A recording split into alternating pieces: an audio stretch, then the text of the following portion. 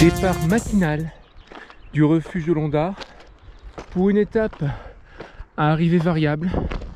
Est-ce que je m'arrêterai à Prati, là où j'ai réservé, ou est-ce que, si ça fonctionne bien, je pousse jusqu'à Iusculo, ce qui m'arrangerait énormément pour la dernière journée. Sinon, la dernière journée, ça va être monstrueux. Lever de soleil. Alors, l'étape classique qui paraît très belle, je l'ai jamais faite du coup. Celle qui passe par la vallée, il y a des vasques, donc apparemment ça vaut le coup. En face de nous, c'est la variante alpine. Une vallée dont je connais pas le nom, et le Monte d'Oro.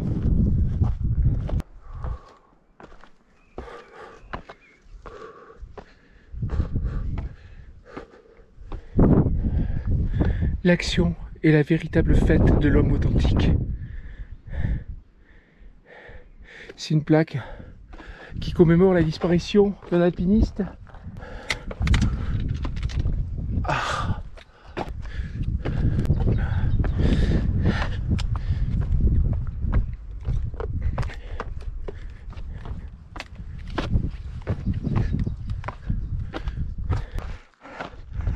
Bocca Muratello.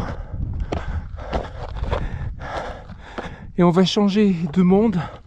Attention, décompte lancé, 3, 2, 1, 0. Ah, à nous le vallon avec les vasques de Vizzavona. J'imagine qu'il faut aller juste en face. Monte d'Oro, il est là. Il y a une variante qui passe par le Monte d'Oro. Ah, très important. Dernier regard jeté au nord avec la brèche de Capitello qui est là. On voit son évé. Allez, c'est parti.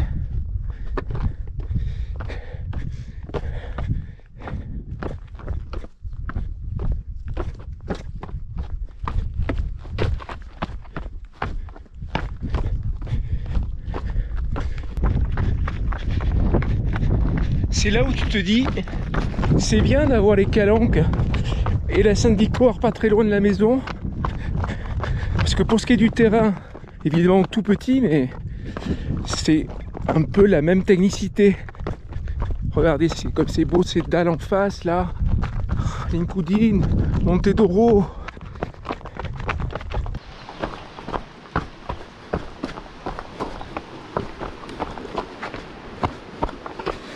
Alors, cette vallée de Vizzavona, je l'appelle comme ça, mais je ne sais pas si c'est son vrai nom.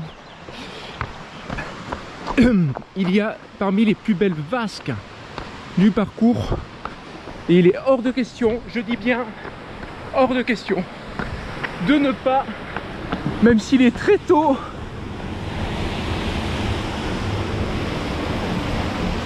prendre une bonne baignade dans une piscine naturelle, comme on dit.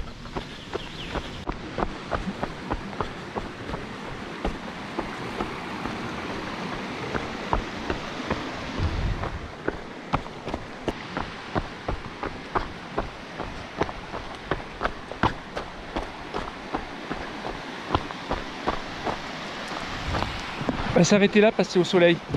Là.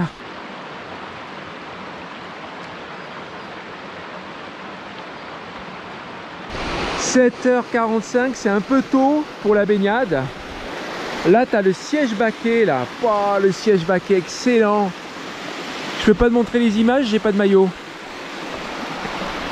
Oh, regarde ça. C'est merveilleux.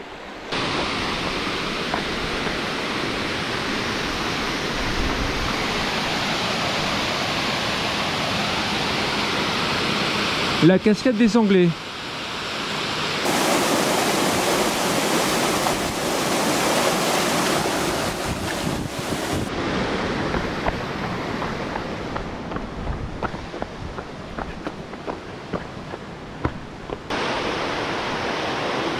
Le siège baquet, toboggan de la mort.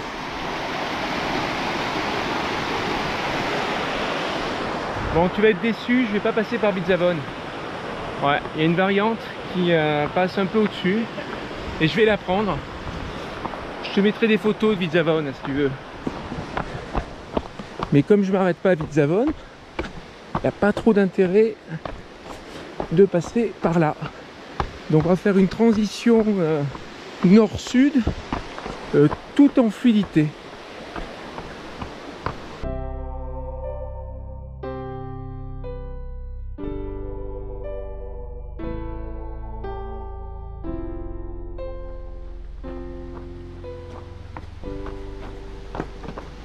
Voilà, col de Vidzavone. Corse du Sud, c'est là où on va. Corse du Nord, c'est là-bas, c'est de là où on vient. Là-bas, c'est Vidzavone. Voilà. Alors pourquoi la cascade des Anglais? Je ne me trompe pas, hein. Je ne me trompe pas, hein. Je me trompe pas, on est d'accord, je ne me trompe pas. Pourquoi la cascade des Anglais? Le panneau il est énorme, le mec il doute. Pourquoi la cascade des Anglais s'appelle-t-elle ainsi? Eh bien, je vais te dire, c'est que Vidzavone, à la belle époque, c'était un lieu de villégiature pour les gens aisés, qu'ils soient d'Angleterre ou d'ailleurs. Mais bon, apparemment, il y avait beaucoup d'Anglais. Et ils faisaient la petite promenade, et du coup, la cascade des Anglais. Et les Anglais sont revenus chez eux avec du figatello, de la copa.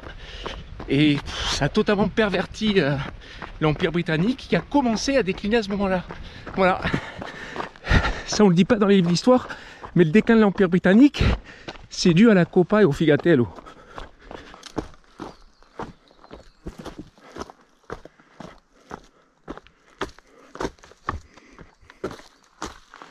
Oh, il est passé trop vite ce saucisson. Il est passé vraiment trop vite.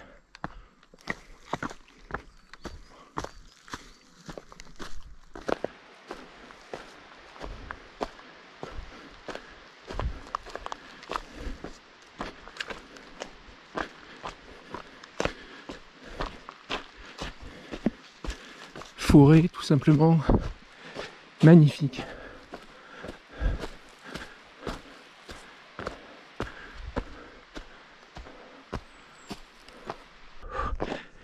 C'est quoi ce truc?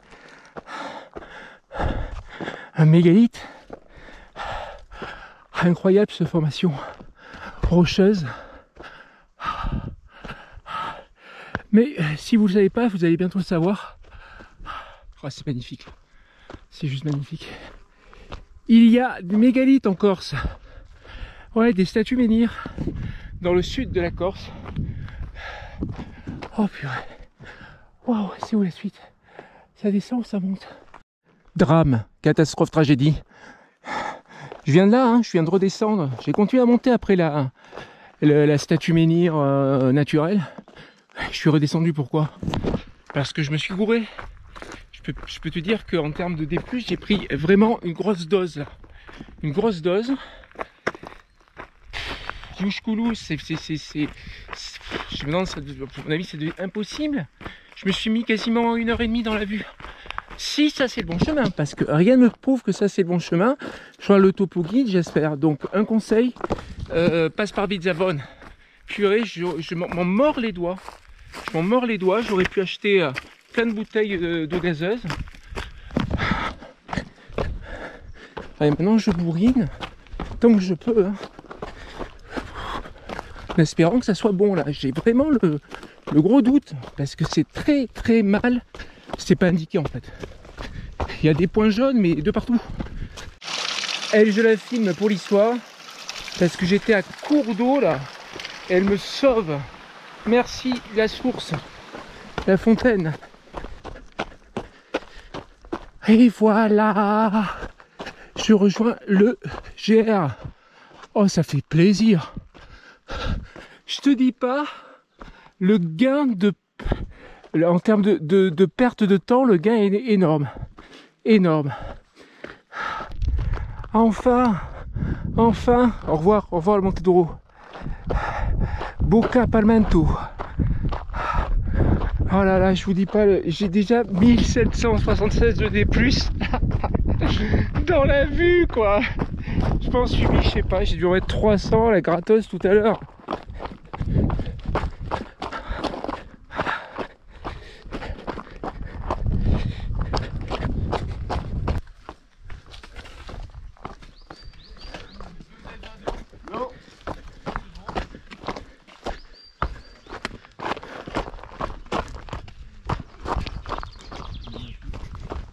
Bonjour.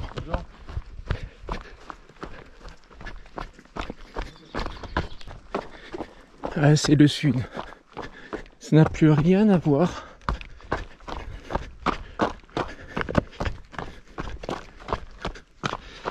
Pour la petite histoire, ce grand monolithe là, on va dire de granit, je crois que c'est la femme perdue.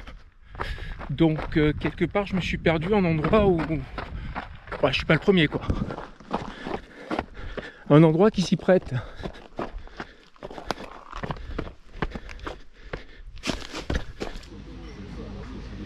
Qu'est-ce qui se passe? Il se passe qu'on est à Capanelle et que de toute façon il est 13h13 quand je suis arrivé. Et forcément j'aurais pas le temps d'aller à Iusculo, sinon je vais arriver tard, etc. Alors pourquoi se presser? Pourquoi se presser? Ne nous pressons pas.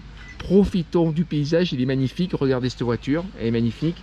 Regardez cette bouteille d'Orezza, elle est magnifique. Regardez cette portion. Bon, voilà, très bien. On va se faire plaisir. Et puis on forcera dans un moment, quoi. J'ai déjà 2000 de D+, pour 1800 de D-. C'est plus que prévu. Et la touche finale, en souvenir de la montagnarde. Franchement, il n'y a rien de mieux au ravito qu'un cornetto extrême. Parfum crème brûlée. Si ce n'est peut-être un saucisson corse. Alors je viens d'apprendre à mon grand regret qu'il n'y a pas de figatello. Il n'y a pas de figatelle, non. Puisque ça se fait qu'en décembre. Qu'en Noël. Voilà. Et le GR20, tu le fais pas en décembre. Donc quand tu fais les GR20, tu peux pas profiter du figatelle.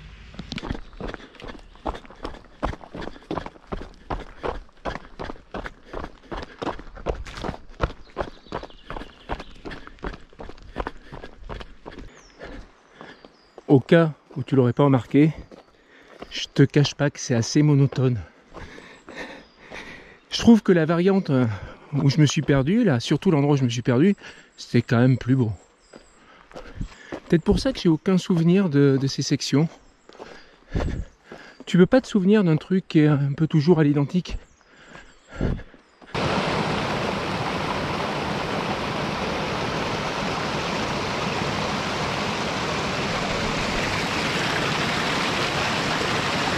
De mémoire, mais je veux pas dire de bêtises, je crois qu'il faut aller en face.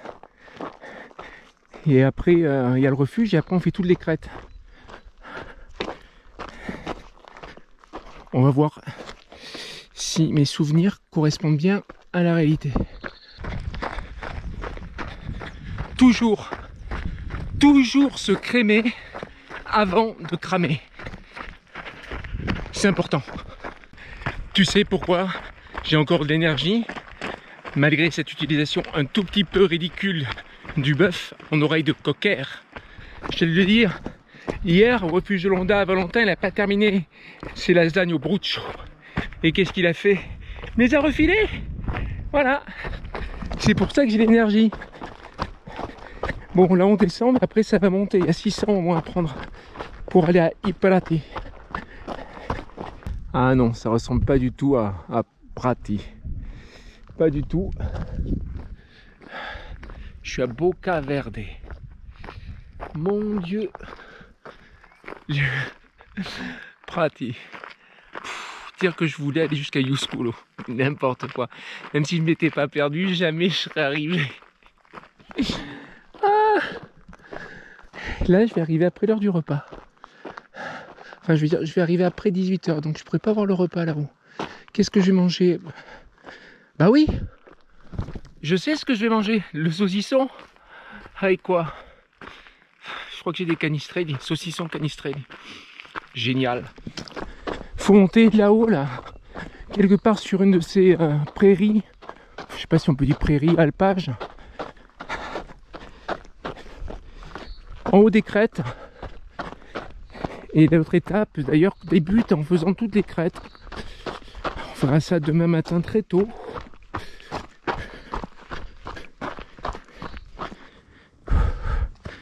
Ma foi, une fort belle montée. Avec un terrain qui est vraiment beaucoup plus facile, évidemment, depuis Bizzavona que ce qu'on a eu sur la partie nord. Ça, tout le monde le sait, regardez, c'est une belle montée, ça. très belle montée. La petite côte de fin de journée qui fait du bien. À Monte d'Oro là-bas.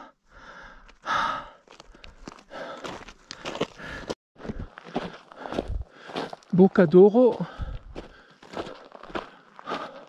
Prati, 20 minutes. Oh, c'est la première fois que je fais une indication de temps. Ouais, nickel. Je suis arrivé à après 18h là, il n'y a plus aucune solution. Il est 17h49. J'ai raté le repas du soir. Pourtant je mérite. Oh, la plaine d'Aléria. Là. Non, je le mérite ce repas du soir.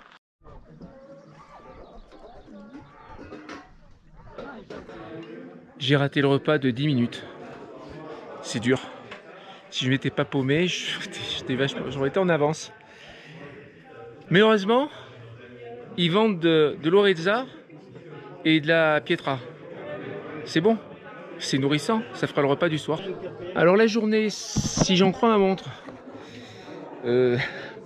49 km, 3039 des plus et des moins 2600, je sais plus combien. Faudrait retrancher là où je me suis paumé, il faudrait lever au moins 1 km, peut-être 2, j'irai 2 km à lever. Et puis sur le dénive, peut-être 200-300. Demain, la mission devient impossible. Je vois pas comment je vais relier Conca demain, je vois pas. Ça va finir avec la frontale. Donc il va falloir trouver une solution. On verra. Ah bah oui, merci. Banzai!